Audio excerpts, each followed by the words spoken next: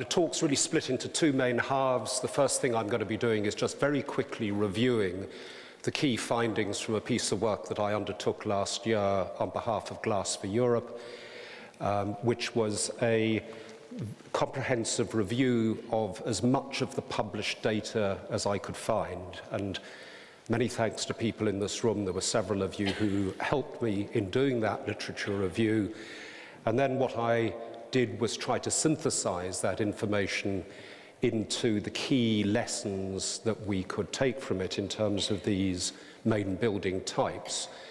They're presented really in terms of the order of rigor, I guess, of the supporting data. So what I found was that by far the greatest volume of objective peer-reviewed information is in the healthcare sector. Much of this was published or has been published for healthcare professionals and published in the key medical journals.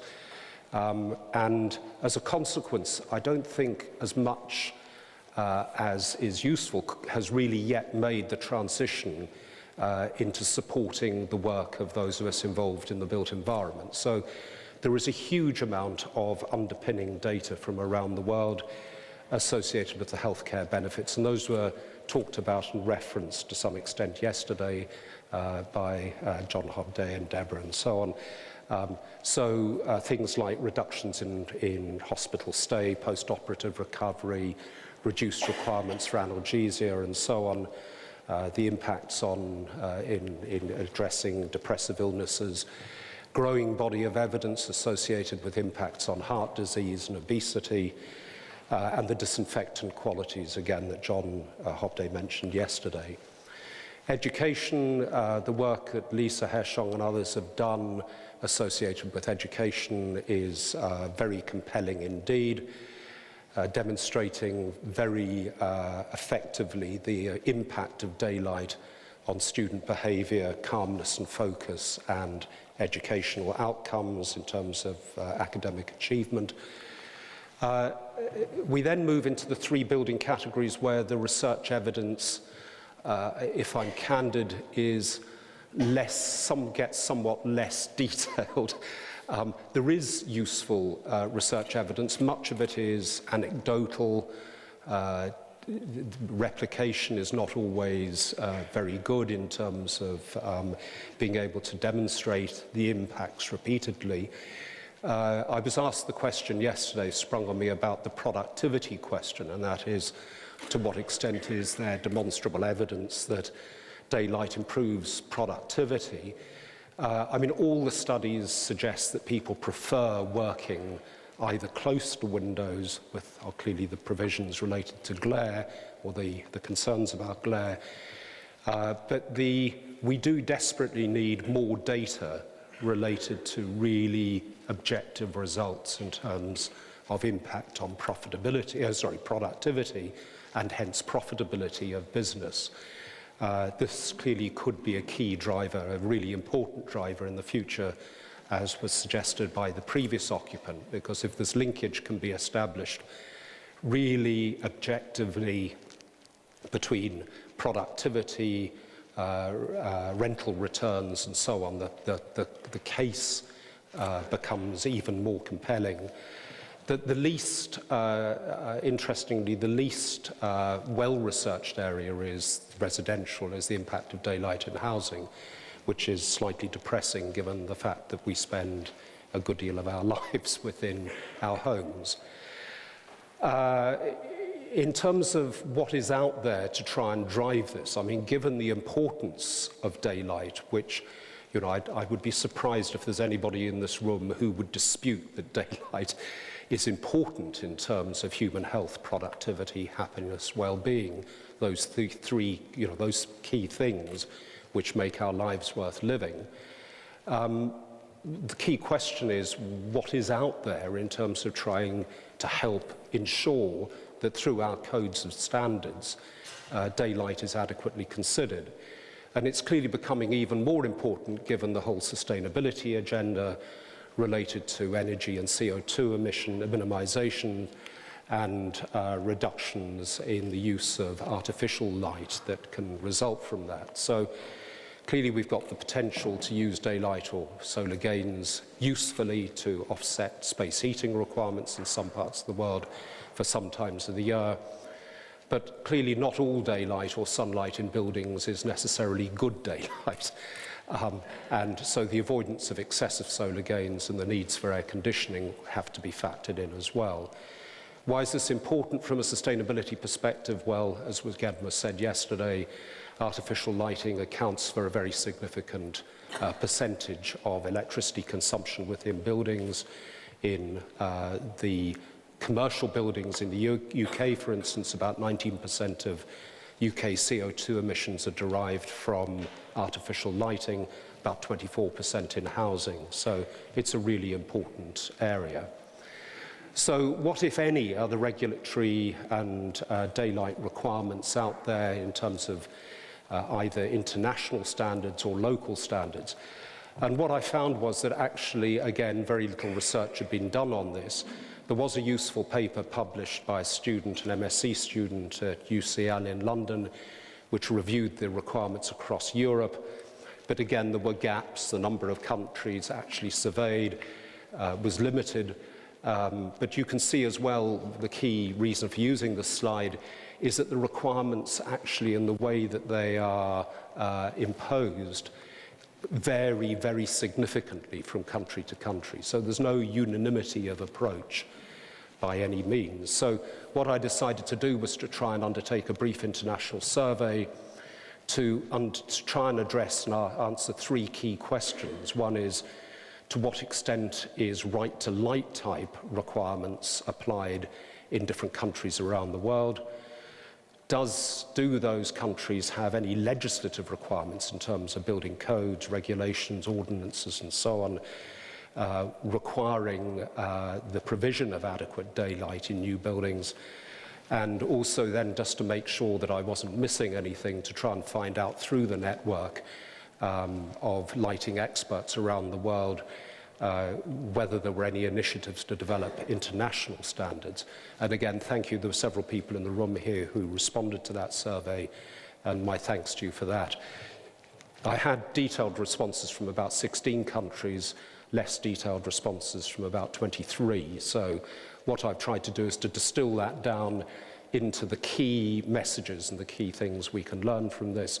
Rights to light, which are generally common or civil law type entitlements, which have existed for a long time in the UK and other countries, Sweden, China. China applies them quite rigorously for residential hospitals and nurseries, Australia, Belgium, and UK. Interestingly, the rights to light, ancient lights type requirements, were formally rejected by US courts in 1959. So you do not have a legal or common law right to daylight or sunlight in the US, which is quite interesting. There's a very useful supporting paper on that. Building code requirements. There are requirements in a number of countries. I haven't got the time to go through it in detail here. The requirements are generally based either on average daylight factor and or minimum window sizes relative to either floor area or wall area. In other countries, there are no minimum requirements at all, interestingly, including Denmark. But there are, in these countries, requirements which are informative in terms of ensuring that daylight is taken into account. But generally, there are words like daylight should be sufficient, but sufficient isn't defined as a term. So there are no mandatory minimum requirements in terms of what should be provided. There are some international standards out there. They are primarily related to the provision of artificial light. In most cases, they reference daylight more often than not just as a single paragraph in terms of the fact that daylight should be assessed and taken into account. The CN 12464, for instance, does have a separate paragraph on energy implications and daylight specifically. But all these existing standards, it's very important to recognize, are merely informative. So they are not prescriptive in any way. They're not used as a legal basis for enforcing regulations. What is very important is the growing impact of the environmental rating systems for buildings. The first of those was initially introduced in 1992 in the UK, the Building Research Establishment Environmental Assessment Method. It's now mandatory for all public buildings in the UK. There are derivatives of it all around the world, including in the US. It's important to recognize that although these assessment methods were never designed as standards, they're very, very often being applied as de facto standards. So all these schemes do award credits for daylight. They're generally based upon daylight factors or window areas relative to floor or wall area percentage. But they can result in very highly perverse outcomes. So you can get a tick in the box for the credit associated with daylight, but still suffer from very significant problems in terms of glare and discomfort and excessive solar gains and excessive heat loss through large poor performance glazing. Now, you would hope that that would be taken into account or would be factored in the energy analysis of the environmental assessment methods, but not always. There are some other requirements within the EU and guidance available. In the EU, there is the Workplace Directive, Health, Safety and Welfare regulations, which requires that every workplace shall have suitable and sufficient lighting, and that this lighting shall, as far as reasonably be practical, be natural lighting. But of course, sufficient and practicable is not defined, so anybody who chooses not to take daylight seriously can really get around this requirement. ASHRAE have introduced a standard for guidance again, and there's also a very good Chartered Institute of Building Services Engineer Lighting Design Guide 10 on daylight and windows.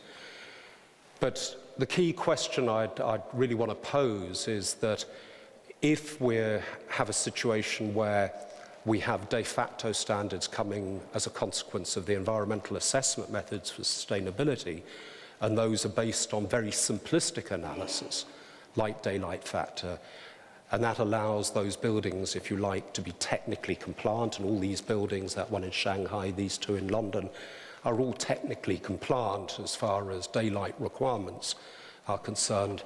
Horrendous glare problems and issues in this building in Victoria Street in London. The reason why I use this image is that our branch of government responsible for our building regulations sits in this building here and looks down on this monster. But, you know, this is a BREEAM excellent building. It's ticked all the boxes. So the question is whether, from a daylight perspective, what we have are mechanisms through the use of things like daylight factor, which allows these buildings to be, you know, painted all over in greenwash, but in reality, from a provision of good daylighting within the space from a human health and comfort and productivity perspective, are actually not working. So I firmly believe, and there may well be those of you in the room who disagree with me on this, that there is a serious daylight factor reality gap in terms of using daylight factor or simplistic things like percentage of floor area, windows as a percentage of floor area, as the basis for assessment. So, problem with daylight factor, as we heard yesterday, it is open to interpretation and game playing. It's sometimes impossible to reconcile those requirements within LEED and BREEAM and so on for daylight factor with the need for minimization of solar gains. So there is a really serious problem, particularly the fact that it is not building orientation specific in terms of the facade, or building location specific and based obviously on an overcast sky. So if we're going to have any new international conventions or agreements, I seriously and firmly believe we need to move on from daylight factor. It's served its purpose, and get something smarter. And my belief is that given the power of computing that we now all have on our desks, and we saw in the previous presentation just how powerful that can be, that it does now provide us with an opportunity which those who were responsible for daylight factors would never even dreamed of, for considering daylight in a much more holistic way based upon the building-specific location and facade orientation. It can, again, as we saw from the previous presentation, be readily integrated with thermal modelling. But what we do need, if we're going to move ahead on this agenda, is urgent international agreement in terms of the conventions that should be used and applied. And the analogy I use here is what happened back in 2002 when the European Commission and Parliament adopted and published the Energy Performance of Buildings Directive, which imposed requirements for energy modelling, energy assessment and minimum energy standards and the production of energy performance certificates on all member states. And member states were given a period of 4 years to introduce those requirements, and CEN were tasked with producing the conventions and methodologies to do it. And everybody said, well, that's impossible because, well, it was a standing joke about CEN that more often than not it would take them 10 years to form a working group, 10 years to agree the terms of reference of the working group, and 10 years to decide to do nothing. So, you know, the thought of actually trying to get very complex conventions across a broad range of energy impacts to assist with the assessment of energy requirements within buildings seemed to be an impossible task. But all credit to CEN in this particular instance, in that those conventions were developed and adopted. There had been work going on previously, fortunately, within 3 years.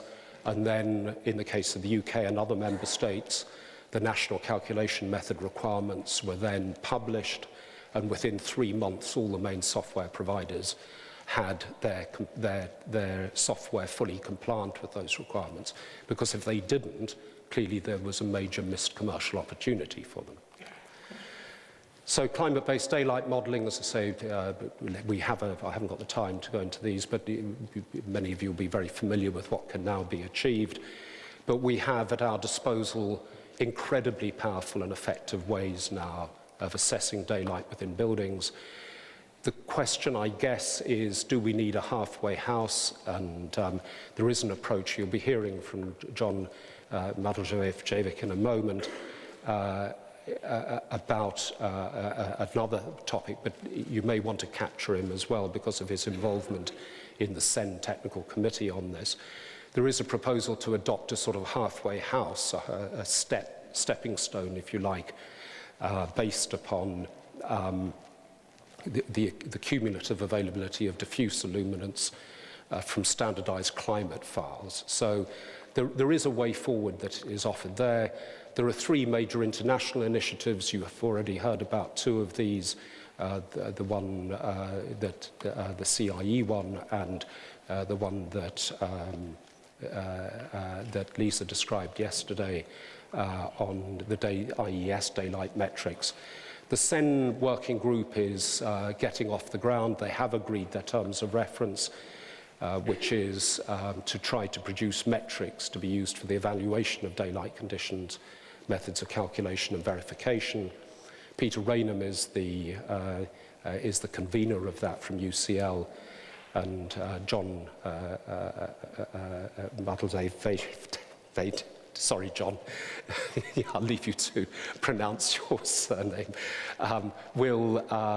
is undertaking the technical underpinning for that. So, yeah.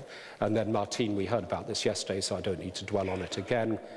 And then the IES work, again, which we heard about yesterday from Lisa. So the important thing that I discovered from Lisa over lunch yesterday is that there are extra lead credits now available for assessors and building designers in the States who adopt the LM83 metrics, which is fantastic, really, because what that then does is provide a real incentive and stimulus for the designers, but also for the software providers to ensure that their tools are fit for purpose in terms of being based around these metrics. So, by way of summary, the legal requirements around the world appear to be very diverse. There's little consistency, and in most cases the requirements are only advisory, so there's no real sort of carrots or sticks at work here. For all the reasons I talked about at the start of the presentation in terms of the impacts on human health and happiness and well-being and sustainability because of the energy and carbon issues, daylight is clearly becoming an increasingly important issue, and what we need is urgent international agreement really for development of the conventions and methodologies. And what we do need to see is countries around the world and the member states of Europe adopting regulations which are based upon and allow for daylight to be assessed on the basis of orientation and location, the comfort and glare considerations being properly taken into account so we don't get those perverse outcomes, and the energy-related, both positive and negative implications of daylight and sunlight in buildings. Many thanks for your attention.